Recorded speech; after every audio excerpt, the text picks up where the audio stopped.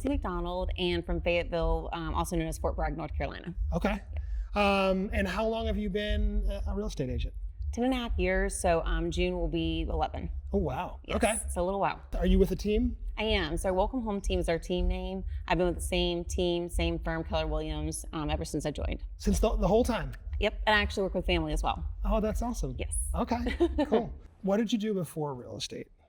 Nursing. I was a nursing assistant, so I was the one where you bring the kids in, give the shots, they're super scared of you. Yeah, so that was, actually I do want to tell a story really quick.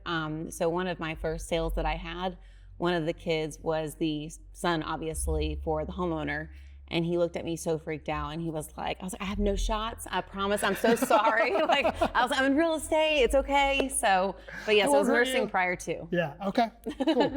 And so when you started real estate, was it always like this kind of linear path, or was there a big jump for you? Like, tell me a little bit about kind of where your business is today and kind of how that developed over time. I joined real estate because of my mom, and it was like 6 to 8 months where she was like, we need some help. We know that you're a hard worker. So I was the guinea pig. Okay. I was like the one taking photos, doing a sketch. I tried buying, I tried listing agent, and I was just the guinea pig of everything. Jack of all trades. I cried every day probably for 2 months. I did. Yeah. I was either people were hanging up on me or rude, or I was just like, this is not it. I would go outside of the building and make phone calls because I didn't want anybody to hear what I said or if I said anything wrong. I was very shy about that. And then over time, I just did, like 13 deals one year, then I did 30 deals, and then since then it's grown. So tell me about the moment that you actually decided to commit, not when you signed up for the team or got your license, the moment you decided this was really going to happen. For me, it was the first PACE competition, not the first one, the second of actually place, but it was the one where they were like, you can do one of these or two of these, however, well, if I'm doing one or two of these things, shouldn't I be doing all of them? So I just went for my first competition. I was like, I want to do all 5. So then at that point, you find out you get free stock. And I was like, okay, if I'm getting free stock, why not do all 5? So I'm helping my business and I'm getting that. So during that time, I was a single mom. So I wanted to make sure I got more investment opportunity so I can leave, when I get older, and I want them to have real estate. Obviously, I want to leave something for them. So I was like, I want to dive in wholeheartedly and make sure that I'm doing as much real estate business as I can, hustle as much as I can. And it was that competition, honestly. Okay. Yep. You're diving in. You have 2 kids that you're taking care of. So this is all during this time period where you're selling 30 to 50 homes at the same time. Correct. And then I ended up during that same time period, I was also house jumping. So I wanted to do less down payment on a house. So I was like, if I move, I only have to put 5% down. So I was like, well, let me move here. And then I found another house I love. So I was like, well, I'm going to jump here too. So during that time, I also bought houses. How did you do that with the 2 kids? Tell me a little bit about like how you manage that schedule, because that's a tough one. Well, I will say the house was probably the dirtiest it's ever been. So, and then I did a lot of DoorDash. I hate to say that, but a lot of DoorDash, and just, I didn't have time to cook, but I learned how to program like my day. So I was like, okay, if I'm doing all of this, I need to divide and conquer. What can I do per day? If I minimize it and say I can do 75 to 100 calls per day, that's nothing. And it's eventually going to get to 5,000 by the last day. Yeah. Same thing with open houses. So I just divided all of it. So tell me a little bit about the fears that came up as you were making that transition from a real estate agent to a real business owner. I think all of the like segmented ways of getting an appointment all the way up to getting a listing closed. Like I was scared of like people falling through the cracks. I'm calling hundreds of people a day.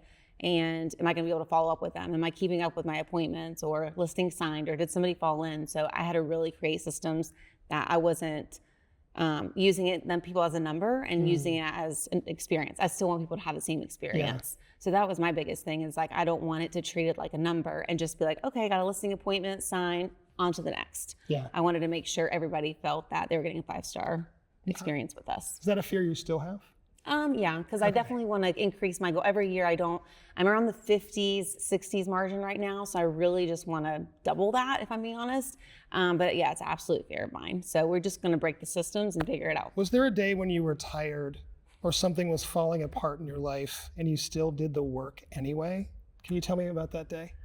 I don't even know if it was the day or if it was actually the week. Okay. It's interesting because they have like a call weekly, like that you're just like checking in or doing and it was weird. And it was like, you're probably feeling like overwhelmed or burnt out. And it's like, oh my gosh, yes. Like all of these things. I'm like, I cannot believe like they just pinpointed exactly. So I was like, what am I doing? I'm like, I'm not even halfway through right now. Do I want to finish this? I mean, is it worth it? So then I'm looking at my kids, I'm looking at the team, and I want to be set an example because I'm one of the, OGs of the team. So I want to set an example for them too.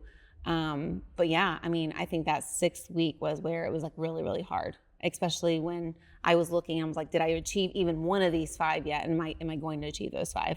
Will you walk us through like one day? Yeah. Mm-hmm. During that time period and what that looked like and how you were able to show up both for your business and for your kids. My day would start as like we would power up in the morning in the office, but because we have so many people on the team, I surrounded myself in a different environment so that way I could lead generate and get all the stuff I needed done. Whether that's at home, whether it's at a coffee shop, I just need to make sure there's no distractions. Because if you're at the office, it could be an hour and a half, 2 hours go by and you're not getting anything done. Then I told myself by 12 or 1 o'clock, if I haven't reached at least 50 dials, I need to stop whatever I'm doing and go ahead and make those dials. Because what I'm not gonna do is I'm not gonna be working until 9 o'clock at night. But then I would go to their sports event, I would be present, maybe or not DoorDash dinner. How many dinners did you have with your kids while doing this contest? I'd say like 4 to 5 days a week.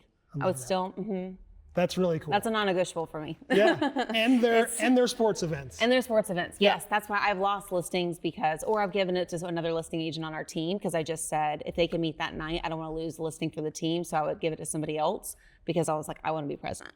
What did you have to stop doing or stop being to become who you needed to be? Not what you added, what you gave up. For me, for one of them would be excuses, like just, I was like 100 dials a day, like that's a lot. Like that's a lot of contacts a day or a lot of dials a day. And then after a while, I'm like, okay, if I do a dialer, it goes up to 50 people on the contact list. Depending on who answers, that's like maybe 30, 45 minutes of your time. Yeah. So like realistically, like you should be doing this again anyway. So it was like, okay, well, stop making excuses because I've done it however many times in these competitions. What's something Place has given you, specific, concrete, that you wouldn't have figured out on your own or would have taken years to figure out? I would just say all of the systems that they have and all of the technology and the AI. Like it's crazy that you can do so many things like with the Gabby. Even today when they were talking about like different things that you can have her do that like whether you're out in appointments or you can send emails. So it's just, you're condensing it in a small time of your day. So it's not taking a majority of your day doing paperwork or sending emails. And then you don't have to think about who to call.